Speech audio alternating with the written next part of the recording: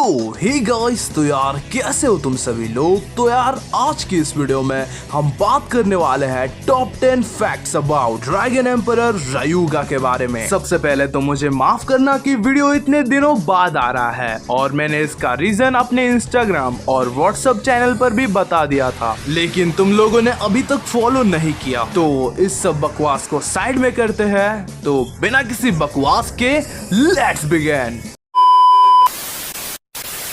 Fact number 1, Beyblade metal fury के अंदर हमें रागो वर्सेस रायुगा की एक बहुत बड़ी बैटल देखने को मिली थी और उस वक्त रायुगा ने लेजेंडरी ब्लेडर्स के लिए अपना सैक्रिफाइस दे दिया था। पर ये सब सीन हमें एनिमे के अंदर दिखाया गया है। मांगा के अंदर ये सब चीजें बहुत ही डिफरेंट है। मांगा के अंदर ना ही रायुगा खुद का सैक्रिफाइस देता है, ना ही हमें केंटा और रायुगा का कोई रिलेशन देखने को मिलता है। मांगा में रायुगा अपना आखिरी लॉन्च कर गायब हो जाता है और ये बात ऑफिशियली कंफर्म है by Beyblade metal fight official creator Takafumi Adachi, और उन्होंने ये बात खुद कही है कि जब एनिमे का स्टोरी बोर्ड क्रिएट करा जा रहा था तो उसमें बहुत से बदलाव किए गए थे और ऐसा क्यों किया गया था ये खुद ताकाफुमी अडाची को भी नहीं पता है। Fact number 2, Beyblade metal fury के अंदर हमें रायुटो नाम का एक बेब्लेडर दिखाया गया था जो कि ओमेगा ड्रैगोनिस को ओन करता था और सब लोग उसे देखकर रायुगा का भाई समझने लगे थे। लेकिन ये बस एक फैन थ्योरी है। असल बात तो ये है कि रायुगा और रायुटो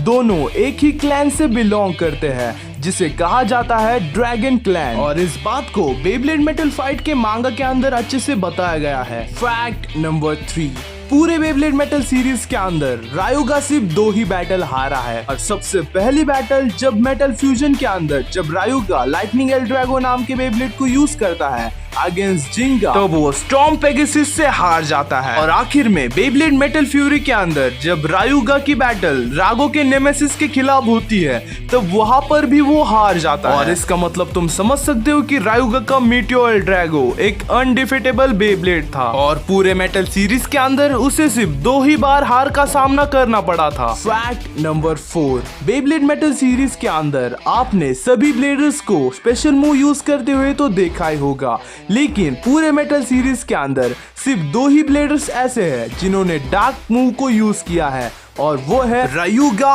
और Reiji. Dark move, dragon emperor soaring bite strike. Fact number 5, Ryuga के लगभग सभी स्पेशल मूव की शुरुआत ड्रैगन एम्परर वर्ड से होती है। Dragon emperor life destructor. Fact number 6, Beyblade burst का लुई शिरोसागी सिमिलर है रायुगा से। देखो किसे चाहिए और मजा। तुमने अब तक लुइनोर को बहुत अच्छी टक्कर दी है।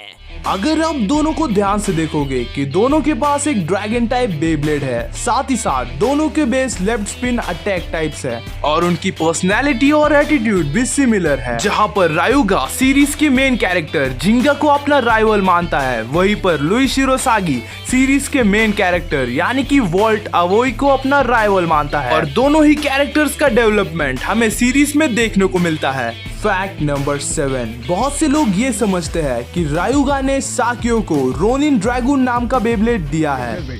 ये जेट ब्लैक ड्रैगन मुझे विरासत में मिला है, इसलिए ऐसा मत सोचना कि तुम इकलौते हो जिसे एक लेजेंडरी ब्लेडर से उसका बे मिला है। लेकिन ये बात सरासर झूठ है। भले ही साकियो ये बात खुद कहता है कि मुझे ये बेब्लेड एक लेजेंडरी बेब्लेडर ने दिया है, और जैसा कि मैंने फैक्ट नंबर 1 के अंदर बता दिया था कि बेब्लेड मेटल का जब एनिमे पर काम चल रहा था तब उसके स्टोरी बोर्ड में बहुत कुछ बदलाव किए गए थे और ये बदलाव भी उनमें से एक है। ये बात भी कंफर्म है कि साकियो भी ड्रैगन क्लैन में से एक है।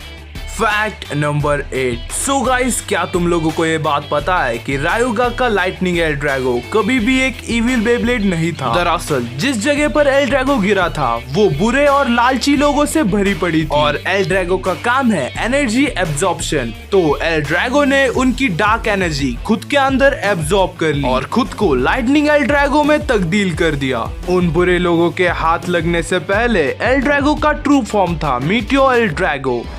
कॉस्मोस पावर से खुद को जोड़ लिया जो उस तारे के टुकड़े से पहली बार निकला था।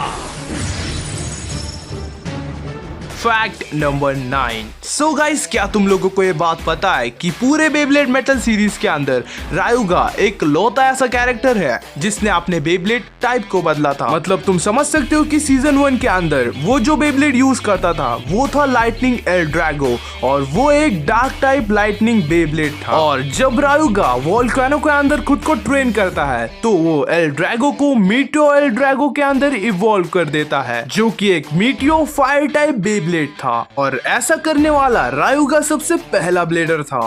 Fact number 10। टाइगर जिंदा है और चकाचक भी।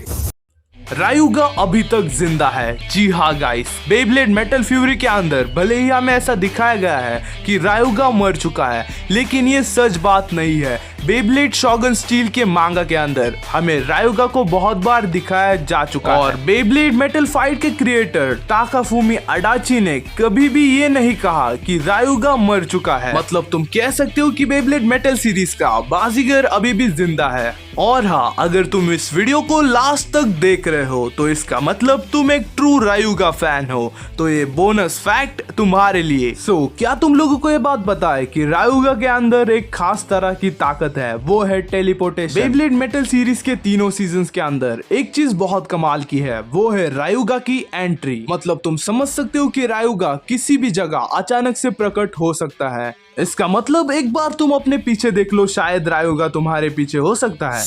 हाँ गाइस, यही थे आज की टॉप 10 फैक्ट्स अबाउट रायुगा। मैं उम्मीद करता हूँ कि आपको ये वीडियो पसंद आया होगा, तो यार इस वीडियो को एक लाइक जरूर कर देना। और साथ ही साथ अगर तुम हमारे चैनल पर पहली बार आए हो तो यार सब्सक्राइब करने के साथ साथ उस बेल आइकन को ऑल पर सेट करना बिल्कुल भी मत भूलना। और इसी के साथ साथ आप लोग मेरा व्हाट्सएप चैनल भी ज्वाइन कर सकते हो, उसकी लिंक तुम्हें डिस्क्रिप्शन के अंदर मिल जाएगी। और साथ ही साथ आप लोग हमें और भी ज्यादा सपोर्ट दिखाना चाहते हो तो यार इंस्टाग्राम पर फॉलो करना मत भूलना। वहाँ पर मैं मेरे डबिंग वर्क्स, आर्ट वर्क्स और साथ ही साथ बेब्लेड रिलेटेड रील्स को भी पोस्ट करता रहता हूँ, तो एक बार इंस्टाग्राम जरूर चेकआउट करना।